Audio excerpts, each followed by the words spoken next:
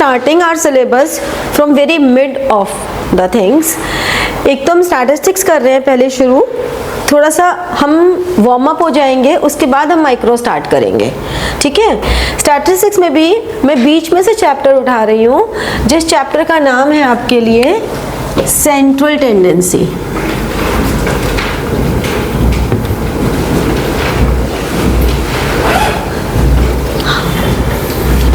Central tendency, central tendency मतलब जो हमारी कुछ सेंट्रल एवरेजेस होती हैं उन्हें हम कहते हैं, तो इन्हें हम कहते हैं फर्स्ट डिग्री एवरेजेस।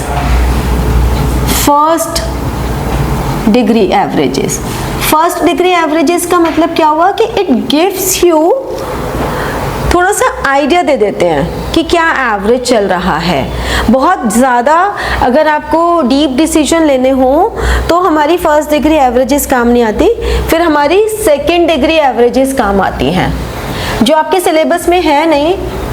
मैं आपको सिर्फ नॉलेज के लिए बता रही हूँ, क्योंकि स्टैटिस्टिक्स के बच्चे हो तो आपको ये नाम ज़रूर आपको पता होने चाहिए, अदरवाइज ना बोर्डम वाले बच्चे बन जाओगे। जैसे बोर्डम से बच्चे होते हैं ना, हमें तो पता ही नहीं है, हमारे सिलेबस में थोड़ा है। तो जो फर्स्ट डिग्री एवरेजेस है वो हम लोग करेंगे। सेंट्रल टेंडेंसी वो आपके सेंट्रल टेंडेंसी थी, first degree averages. Mean median mode हम यही करेंगे, एक एक फॉर्मूला इसी का डिस्कस करने वाले हैं हम। फॉर्मूला लिखने का तरीका चेंज हो रहा है।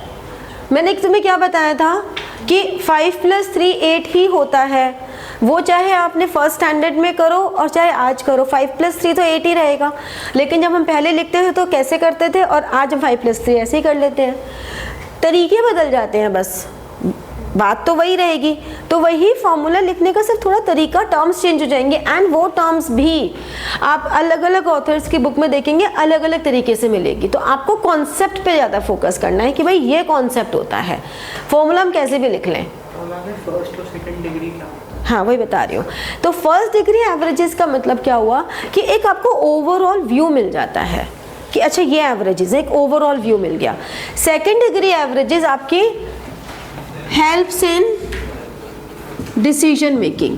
ये जब भी रिसर्च में होती है ना, तो रिसर्च में सेकेंड डिग्री एवरेजेस ही काम आती है। मतलब जब आप हाई लेवल पे जाओगे तो सेकेंड डिग्री एवरेजेस ही काम आएंगी, जिसको हम कहते हैं मेजर्स ऑफ डिस्पर्शन।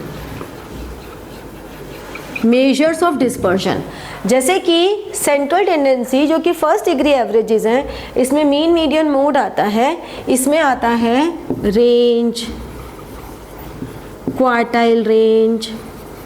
ये सब आपको लर्न नहीं करने ना, आपके कभी एग्जाम में पूछे जाने वाले हैं। ये सब लिख लोगे, आपको नॉलेज होगी, दैट्स इट। ये कभी एग्जाम में नहीं पूछे जाने वाले। हाँ, ये कितना डेटा डिस्पर्स्ड है, कितना फैला हुआ डेटा है, ठीक है। Mean deviation, standard deviation, coefficient of variation,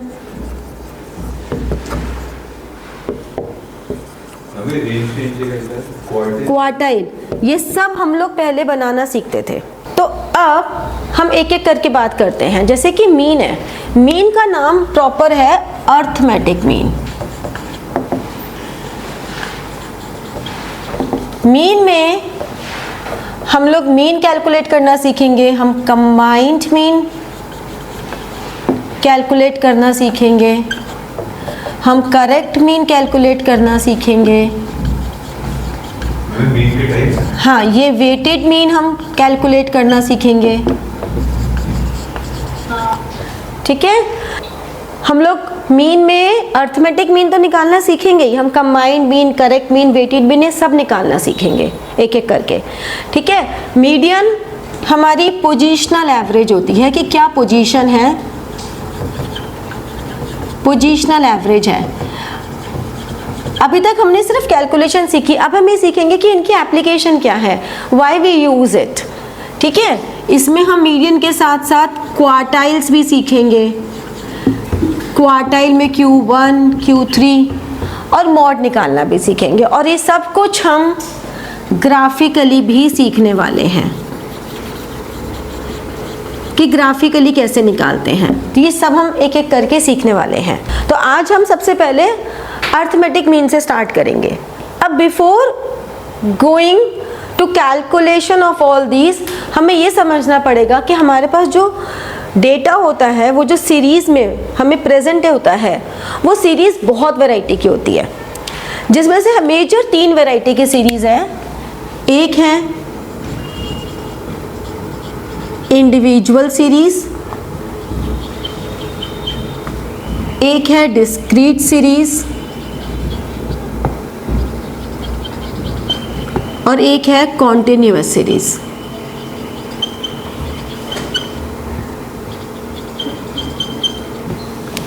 ये 3 हमारे पास मेजर सीरीज़ हैं, ठीक है। क्या होती हैं individual series, discrete series, continuous series? अभी तुम्हें पता है कि क्या होती हैं, लेकिन तुम्हारे लिए नाम शायद नए आ गए हैं, ठीक है। जैसे कि इंडिविजुअल सीरीज़ है जिसमें ओनली वेरिएबल है, only variable, no frequency, only variable no frequency. मतलब हमने कहा ये डे है, Monday, Tuesday, Wednesday, Thursday, Friday, Saturday और संडे, और हर दिन की सेल्स इन रुपीस, ठीक है ना, करोड्स। ये 30, 20, 15, 35, 25, 20, 80। तो यानी कि सेल्स हर बार चेंज हो रही है। या हम इसका दूसरा एग्जांपल ले सकते हैं, जैसे कि roll number 1, 2, 3, 4, 5, 6, marks first roll number के 3 है, सेकंड रोल नंबर के 8 है, फिर 2 है, फिर 6 है, फिर 9 है, फिर 4 है। ये एग्जाम्पल कि इंडिविजुअल सीरीज क्या है कि रोल नंबर कितने मार्क्स है, तो मार्क्स हमारे लिए वेरिएबल है, यहाँ पे सेल्स वेरिएबल है, यहाँ पे मार्क्स वेरिएबल है, कोई फ्रीक्वेंसी की बात ही नहीं कर रहे हैं हम यहाँ पे। तो when we are not talking about frequency, when we are talking about variables only, तो उसे हम क्या कहते हैं? Individual series. बट पहले समझ लो फिर नोट कर लेना। आप सब नोट करने में लग जाते हो, फिर कुछ ना कुछ सुनना स्किप हो जाता है।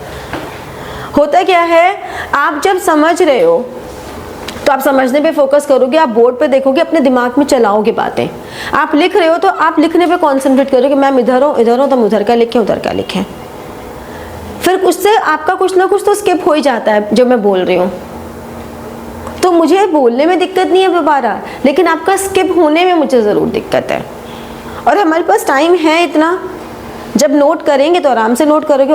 सेकंड बेनिफिट क्या होता है, अभी आप सुन रहे हो, समझ रहे हो, फिर आप नोट करोगे तो आप फिर से समझोगे, लिखोगे, तो आपको पता लगेगा कि हमें दिक्कत कहाँ आई समझने में, आप इमीडिएटली पूछ पाओगे।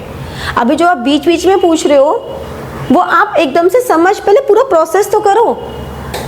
आप प्रोसेस ही नहीं कर पा रहे हो अभी तक, तो प्रोसेस करना ज़रूरी है। जब लिखोगे तो फिर से प्रोसेस करोगे, समझ में आएगा कि हमने यहाँ गलती करी है और हमें यहाँ पे दोबारा समझना है, हमें ये समझ में नहीं आया। तो साथ साथ लिखने के लिए पीछे मत भागो, मैं कहीं बोर्ड इरेज नहीं कर रही हूँ, आराम से समझो, पहले लिखोगे नहीं। अभी इंडिविजुअल सीरीज में कोई वेरिएबल ही है, सिर्फ कोई फ्रीक्वेंसी नहीं है, ये समझ में आ गया। अब डिस्क्रीट सीरीज की जब हम बात करते हैं तो हम क्या बात कर रहे हैं, वेरिएबल भी है और फ्रीक्वेंसी भी है।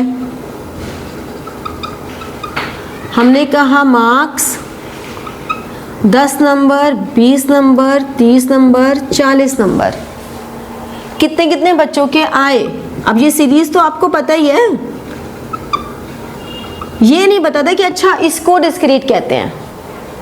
सीरीज तो आपको पता ही है, नाम नहीं पता था। अब नाम क्यों पता होना ज़रूरी है, क्योंकि क्वेश्चन में लिखा हुआ आ जाता है, इसलिए नाम भी पता होना ज़रूरी है।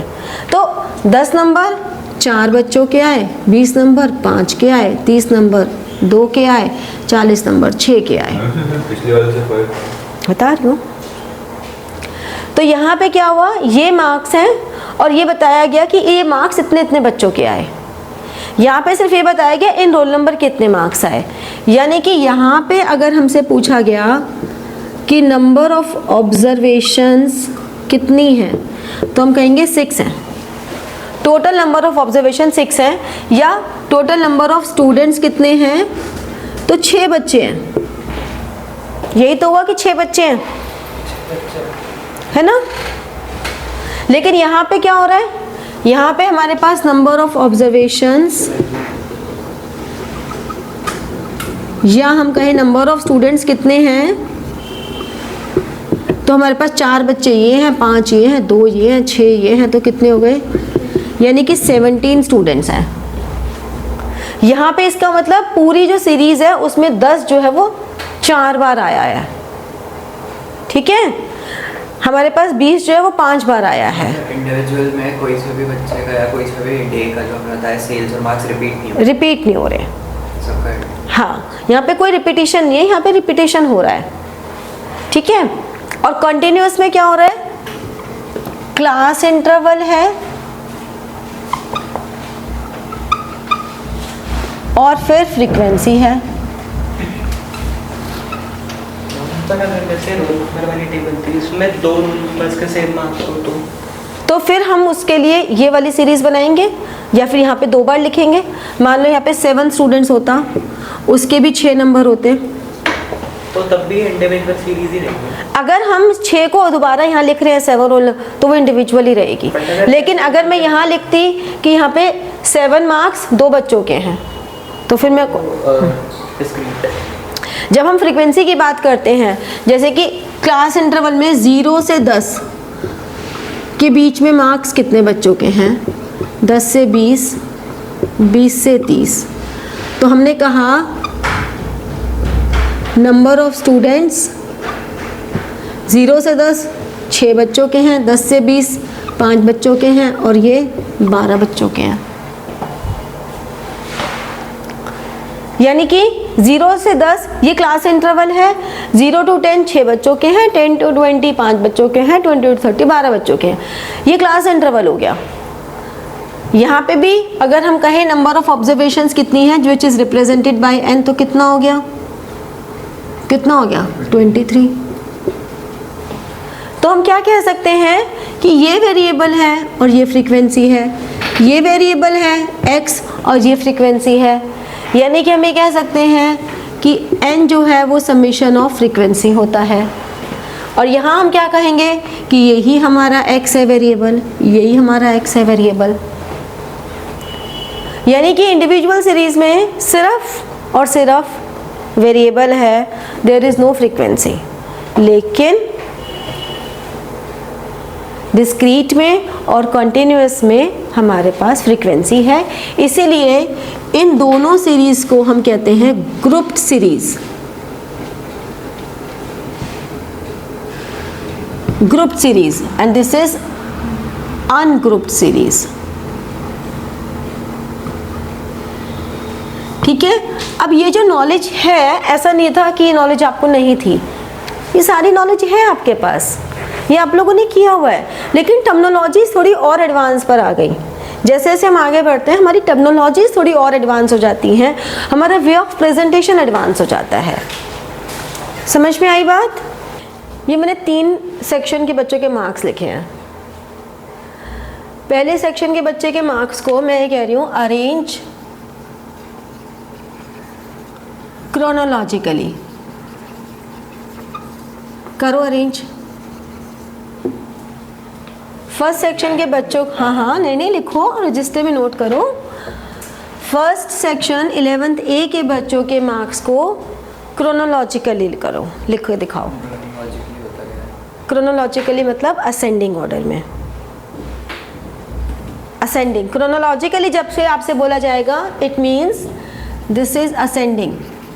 असेंडिंग ऑर्डर का मतलब क्या हो गया? Low to high.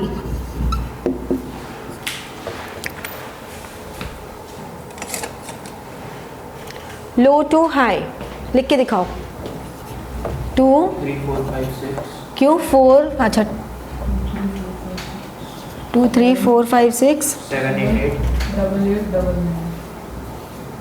9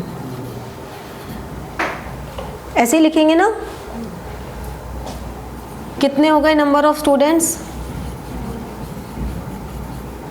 कितने हो गए नंबर ऑफ स्टूडेंट्स? 10 हैं। This is your individual series.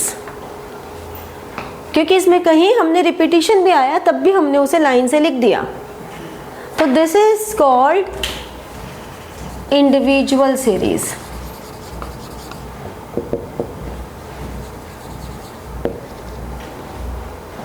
ठीक है, समझ में आया इंडिविजुअल सीरीज क्या है? सेकंड सेक्शन मार्क्स, इसमें मैंने कहा कि इससे create discrete series. Discrete series को क्रिएट करके दिखाओ। इससे कैसे करोगे क्रिएट? मार्क्स लगेंगे, उसके आगे फ्रीक्वेंसी लगा देंगे। बिल्कुल लगा दो फटाफट से।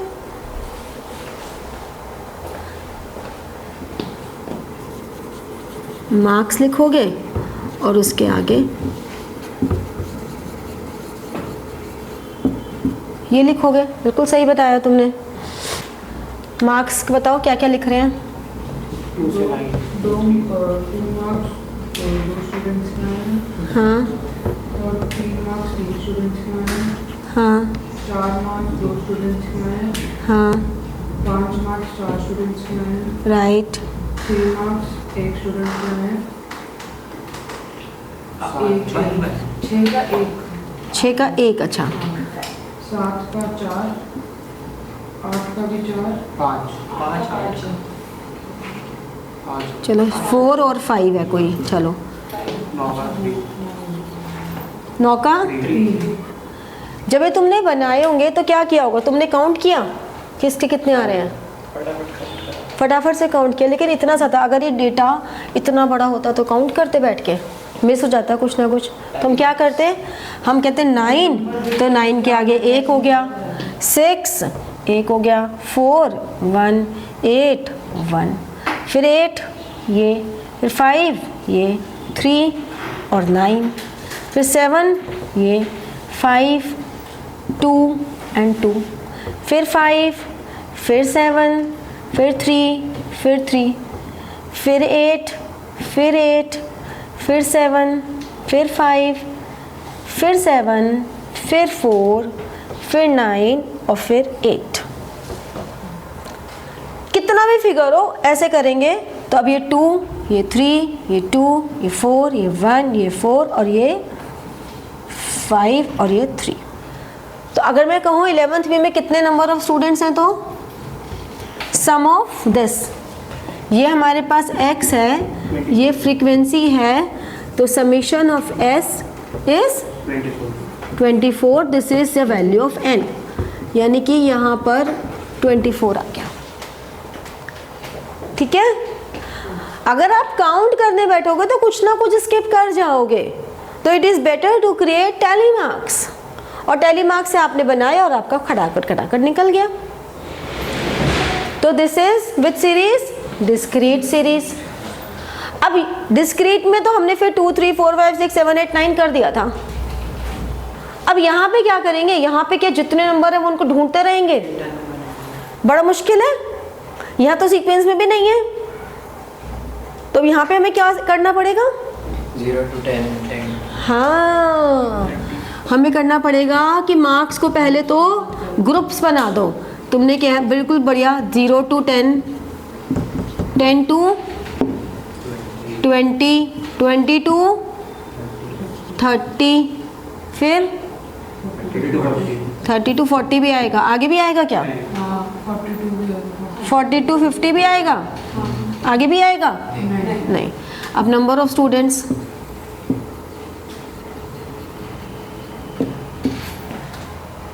ओके बता दे। 0 to 10 में 5, फिर 20 में 6, अच्छा 5 और 6 लिख देती हूँ। चलो फिर 4,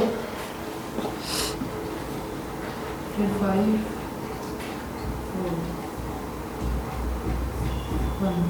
1 यही आ रहा है क्या सबका?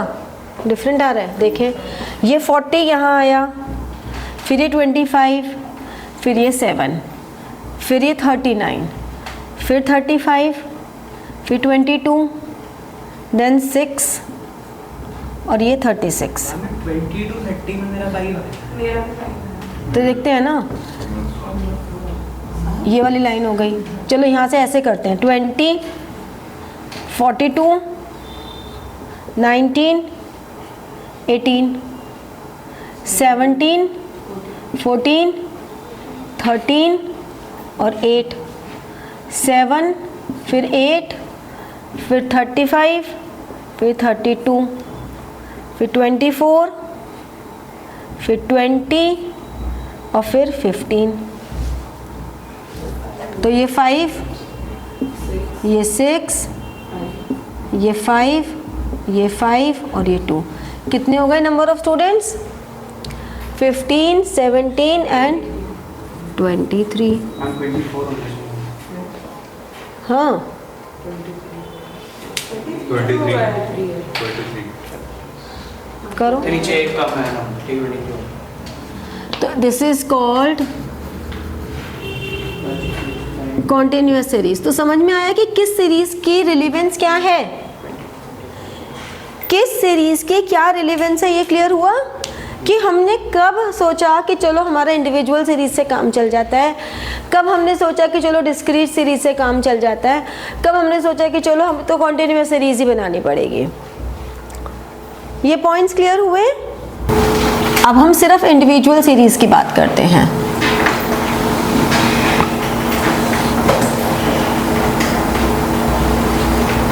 डायरेक्ट मेथड,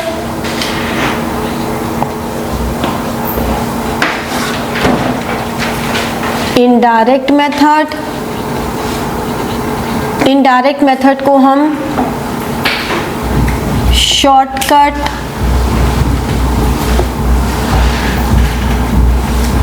शॉर्टकट मेथड या एज्यूम्ड मीन मेथड भी कहते हैं। इंडिविजुअल सीरीज में जनरली इन दो मेथड से ही काम चल जाता है, इसके आगे के मेथड पे हमें जाना नहीं पड़ता है। ठीक है, तो यहाँ पे मीन को हम रिप्रेजेंट करते हैं x बार से। तो हमने कहा डायरेक्ट मेथड में summation x upon n।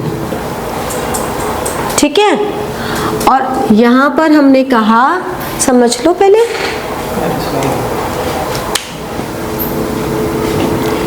a plus summation dx upon n।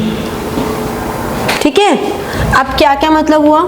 Summation x is sum of all observations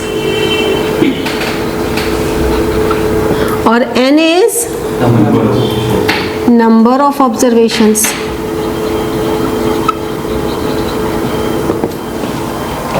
जबकि यहां पर a क्या हो गया? एज्यूम्ड मीन, और dx क्या हो गया?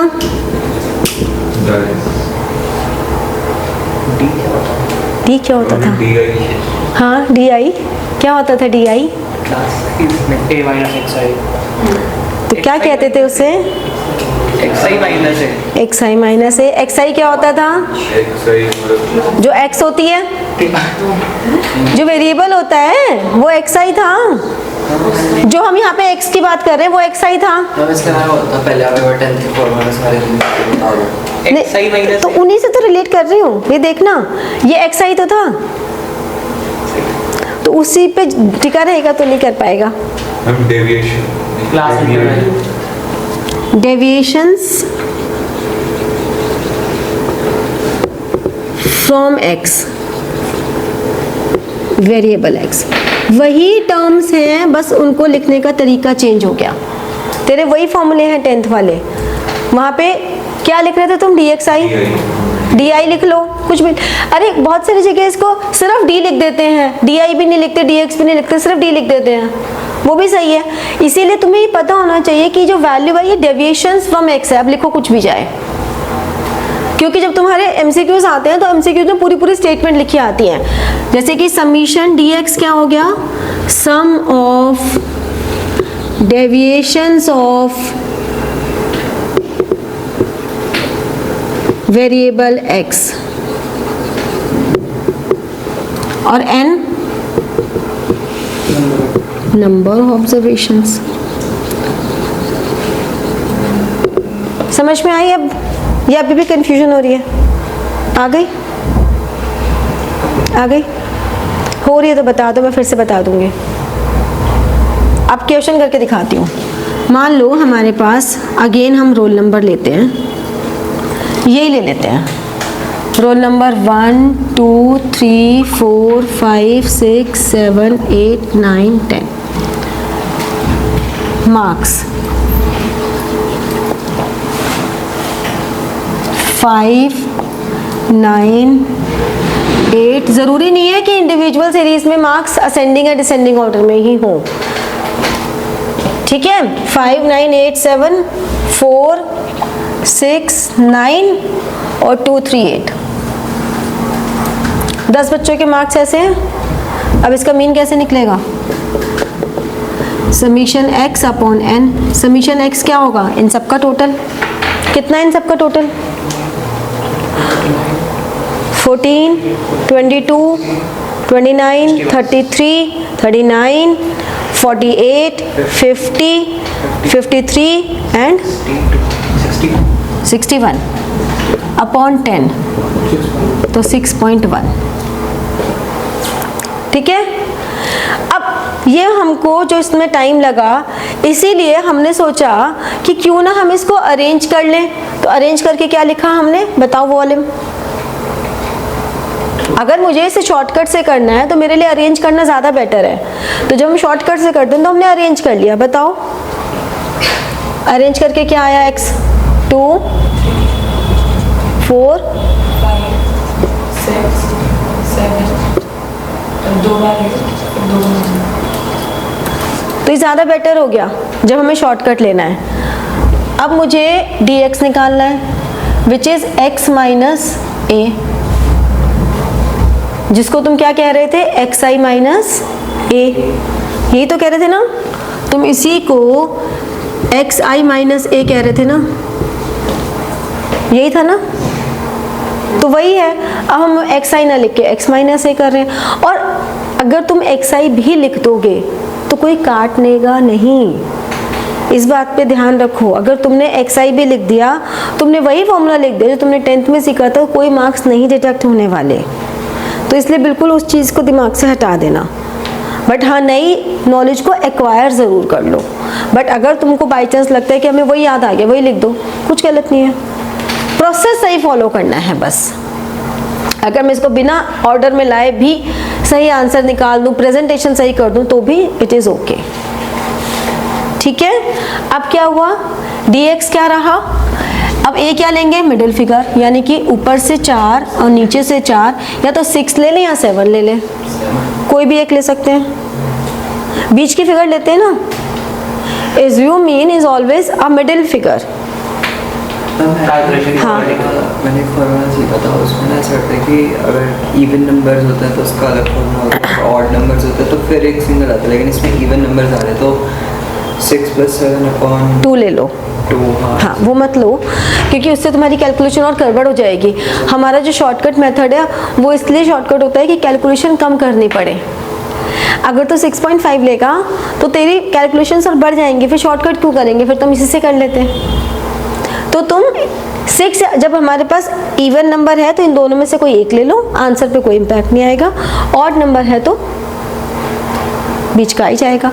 अब मान लो मैंने a को 6 ले लिया, तो 2 - 6 - 4 - 3 - 2 - 1 0 1 2 2 3 3। माइनस वालों का टोटल कितना आ गया? कितना आ गया? -10। और इनका कितना आ गया? 11। तो समीशन dx इज 1। अब mean is equal to summation a 6 + 1 upon 10, 6 + 0.1 6.1। Answer पे कोई इम्पैक्ट नहीं आया हमारा मेथड चेंज होने से। समझे? There is no change in answer.